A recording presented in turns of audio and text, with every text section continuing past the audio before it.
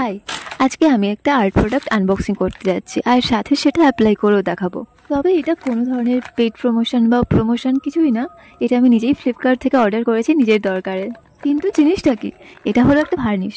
আর varnish বলতে কোনো art complete হয়ে যাওয়ার পর সেটাকে প্রোটেক্ট করার জন্য এবং অ্যাট্রাকটিভ দেখানোর জন্য এটা অ্যাপ্লাই করা হয়। আর এই ভার্নিশটা আমি সবাইকে প্রচুর ব্যবহার করতে দেখি, আর আমার দেখেই ভীষণ ভালো লাগে জিনিসটার কোয়ালিটিটা।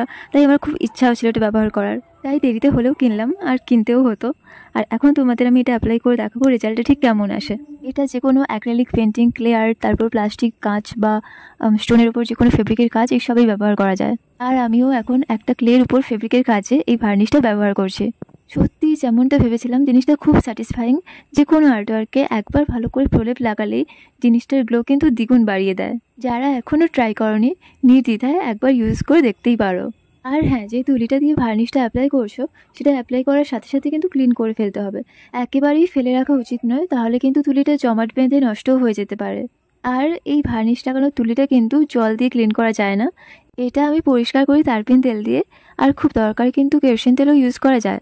তবে এক্ষেত্রে কিন্তু তারপিন তেলটাই বেস্ট। আর ভার্নিশ করার পর এই ফাইনাল লুকটা তোমাদের কেমন লাগছে জানিও।